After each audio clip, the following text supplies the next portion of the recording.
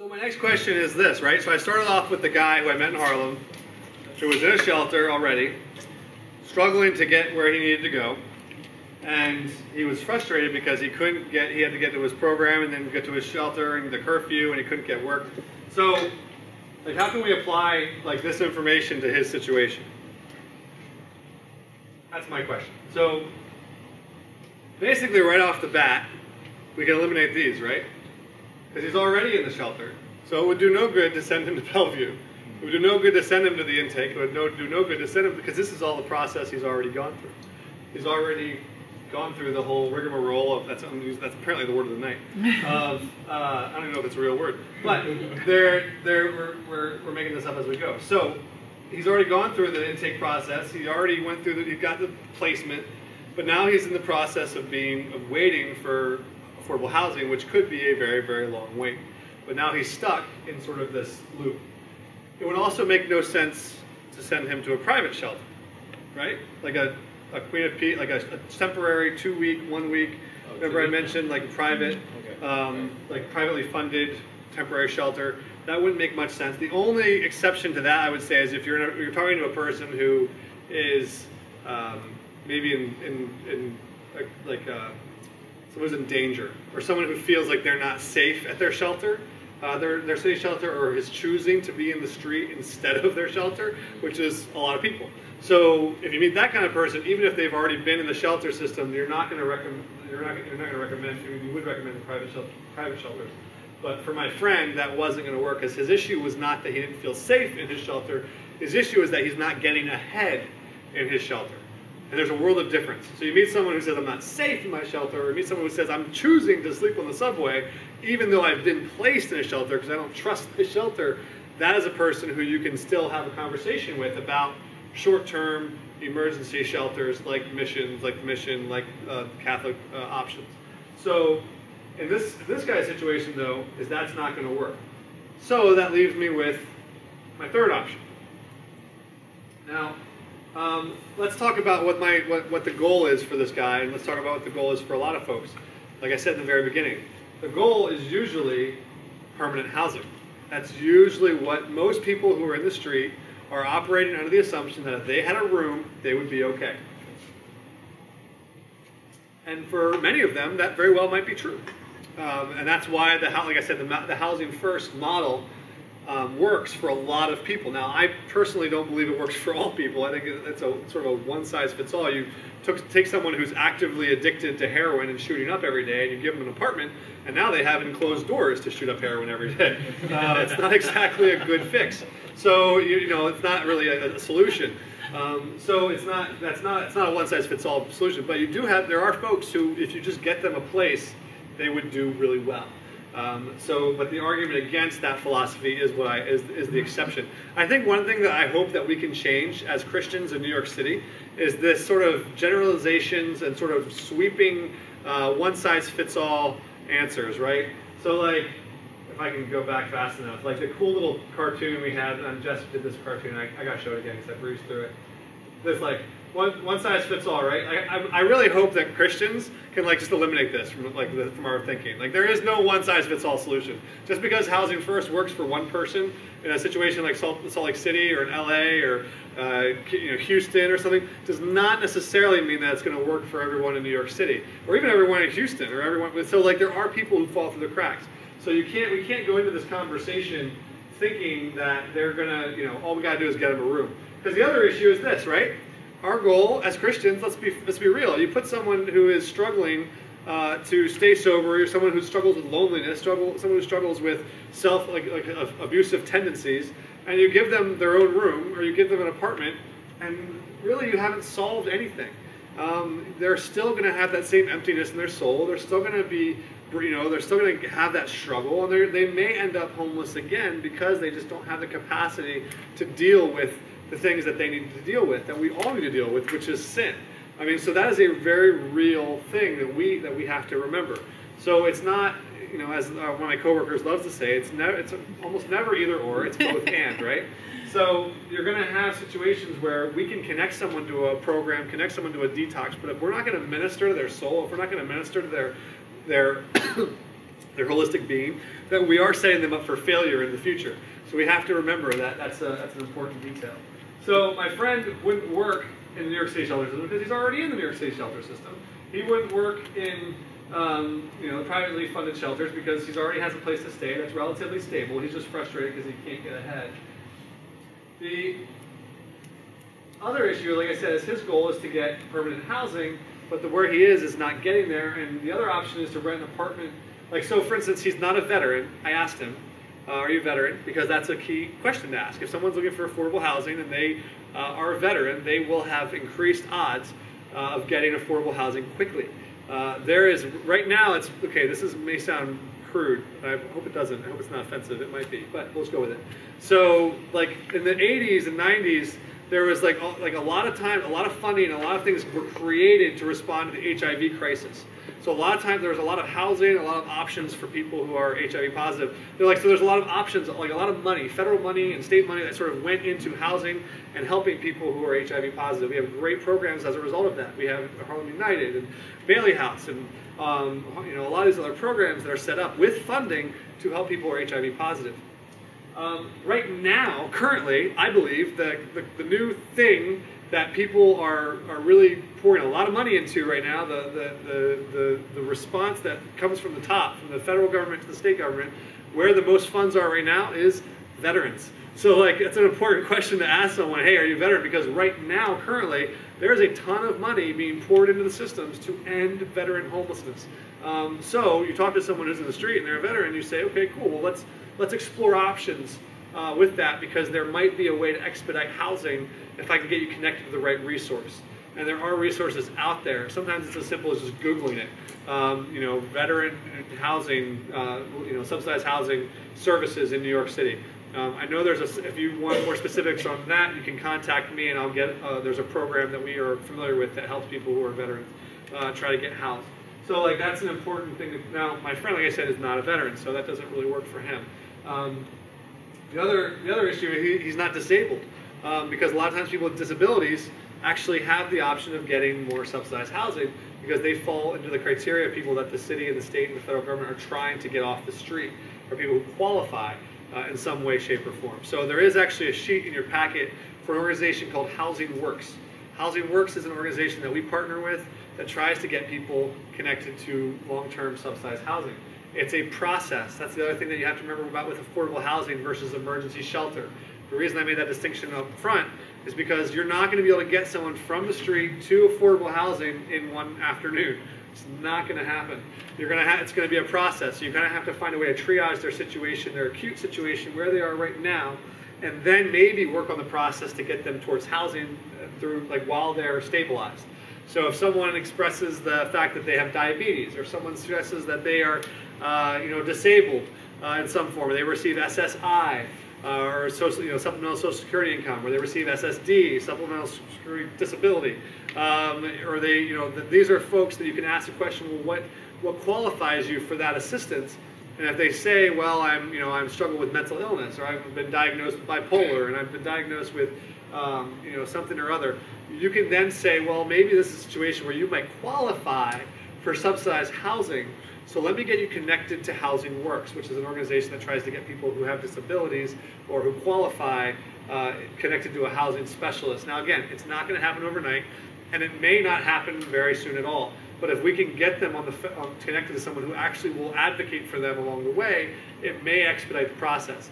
One of the issues you run into in the shelter system is you have 60,000 people with far fewer social services advocates. So you have someone who's maybe in a shelter who's dealing with a caseload of 300 clients. It's crazy. You're not going to be able to deal with that many people, and you're not going to be able to move the ball forward because you're human. You just can't do it. So sometimes getting them connected to a Housing Works or to another outside agency that specializes in that kind of thing can actually help kind of move the ball forward, or at least get someone from an outside perspective to call. Because another thing you can ask them is, well, is your caseworker working for you? So for my friend in Harlem who is frustrated because he can't see his kids, he's in the shelter, but he can't get work, and he's in a program, one of the things I asked him was, look, do you have a caseworker? Who is advocating for you right now? Is there someone that's helping you out? Is there someone who's making calls on your behalf? Is there someone who's trying to move the ball forward? And the answer for him was, I have no idea. Nobody. I don't like, there's someone there that's supposed to be helping me. I don't know, I met her once, I talked to her for 15 minutes, and now I haven't seen her since, and now all they're doing is asking me if I'm working. And now I don't know what I'm doing, because I can't find a job because I had to be in curfew by 5, and I can't actually, because I have to do my program by 9, and I can't see my kids. So he was kind of stuck. And that was his frustration. So I asked him, do you have a caseworker? Is this person helping you? If he says no, or if he says I'm feeling really kind of isolated, then what I'll do, my next step is to say, well, let's get you connected to someone who will. Let's find someone who can actually maybe help move the ball forward. Just so for your guys' sakes, if you can get anyone connected to the relief bus, we do have a social worker on staff to help kind of move the ball forward. What I would rather you do instead of, we're trying to protect her because she's kind of got a huge caseload now too. So I would suggest you guys getting them to the bus and having them ask for one of our outreach leaders so we can kind of triage the situation before we refer them to our social worker. So instead of having you guys go directly to her and overwhelm her with contacts and stuff, which is completely going to happen anyway, she's already overwhelmed. But instead of, so we can kind of do our own form of divergence in a way, so that we can make sure that our social worker is keeping her sanity on some level. Most of it's already gone, but we can help a little bit. Yes? Sorry, quick question. I know we're not covering every situation possible, but real quickly, I know the VA hospital sucks, but if you're a veteran, why would you not want to start with a VA hospital versus going through this kind of shelter program stuff? Yeah, the issue oftentimes is just bad experience. They don't want to go back. They were treated badly. They don't want to be surrounded by a bunch of people who just want to talk about their war stories and their wounds. I mean, I've heard everything. I've heard all the reasons in the book. Most of the time, it's because people don't want to go. So it's I would tell the person in that situation. I would usually say something along the lines of, "Well, have you been there recently?" Because it's possible that things have changed. It's possible that you went 20 years ago or 10 years ago and things were really bad, and now they've done a lot of cleanup in these places. They have. The federal government has done a lot of work in terms of pouring resources into these veterans affairs offices and hospitals and stuff. So it's possible that it's a very different experience now than it was the last time you went. So I would ask them, well, when was the last time you went? How long ago?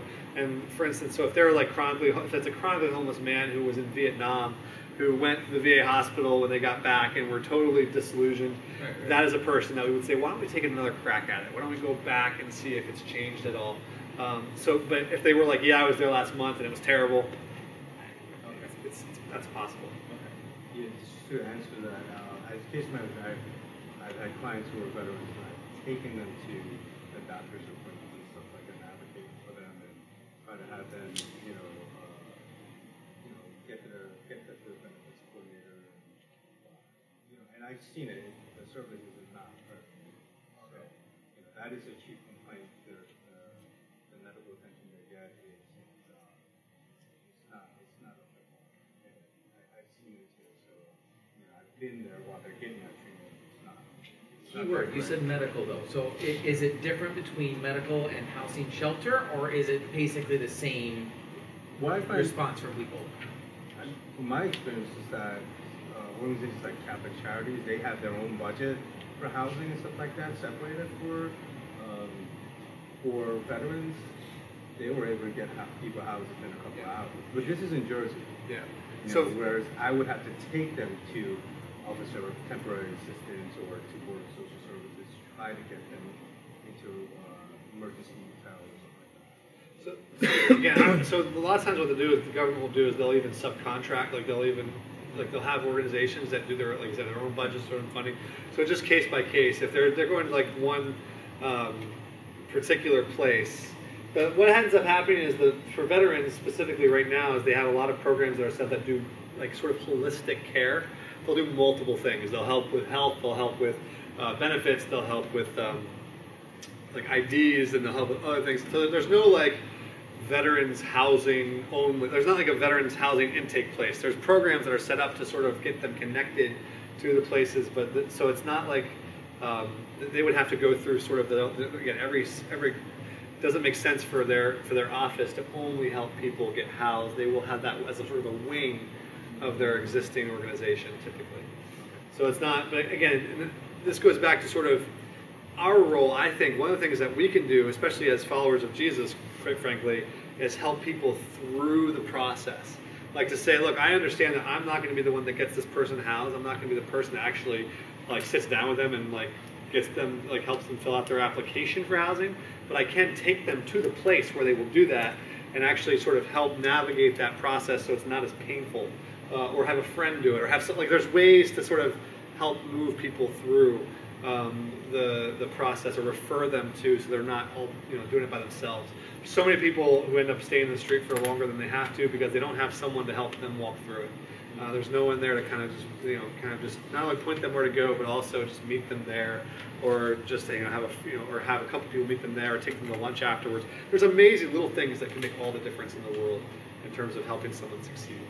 But so that's but again, in terms of veteran services, I can't even say, because we're not an organization that receives funding for housing. We're not.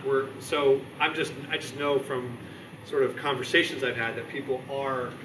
There is a lot of money right now sort of in the pipeline for veterans housing. So that's a question to ask. He wasn't a veteran, and he was going to be in the shelter for a long time. He wasn't qualifying for affordable housing. So the next question was, what's preventing my friend in Harlem from reaching his goal, right? What's preventing him from getting to that affordable housing? And he said it's time. It's his appointments. What are those appointments? These are questions that I'm asking him. Why are you stuck? What's going on? Why are you going? He says, well, I'm stuck going from point A to point B. I'm stuck, getting to my appointments in my program. I have trouble for a requirement for staying in the shelter is often looking for jobs. You actually have to have proof that you're actively looking for work to maintain your bed in the shelter system. There's usually some sort of condition. You can't just stay in the shelter system and not have any kind of inclination towards looking for work. So that is something that if you have to show proof that you're looking for work, which is hard if you're living in Queens and everyone you know is in the Bronx, and it's tough. So the other thing you mentioned was the program.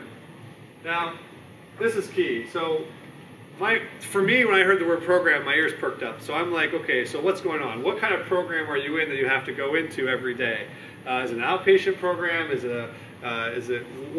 going on? So if you hear someone who says, I'm in a program, odds are there's more to it, and you can ask questions. So what kind of program are you in? And for him, it was methadone. He told me he was in the methadone program. So I have like 12 minutes to explain the methadone program. It's great. So methadone is a prescription drug that is given to folks who are struggling with heroin addiction. That is a prescription, it's like I said, prescription drug. So the idea behind it is that instead of going to a dealer where you might risk shooting up and transferring HIV, overdose, and other kinds of sicknesses, you help the person by giving them a narcotic that simulates the effects of heroin and actually has the same basic properties, but instead it actually has a chemical that coats your receptors of the cells in your brain that gets high off heroin, so that if you are on methadone and then you shoot up heroin, you're not supposed to get high. It actually will block your brain's ability to receive the chemicals, so it basically minimizes your desire to use drugs, to use heroin. So it is a sort of an opiate substitute, but there are two different philosophies of methadone that are prevalent right now in the city of New York that I've run into. One is called methadone maintenance. Methadone maintenance is a program where someone basically has come to the conclusion that this person no longer will forever be addicted, will always need some form of replacement in their brain for the high that they've basically ruined their brain forever with their heroin, and now they need some sort of substitute that will forever be used to maintain that addiction craving. So the metaphor that one of the directors of the methadone programs told me was they associated methadone to glasses. She said, we all, I have bad eyes. I go to the eye doctor. When they give me glasses, I don't expect to not need those glasses ever, like in 2 years. I expect to wear those glasses the rest of my life. They would treat methadone the same way. They would say, well, your brain is forever damaged. Now you need methadone to treat your heroin addiction. So now you're going to have to be on methadone the rest of your life. So their goal is to find a balanced dose that allows you to minimize your cravings and allows you to actually sustain and be functional as an adult in this country.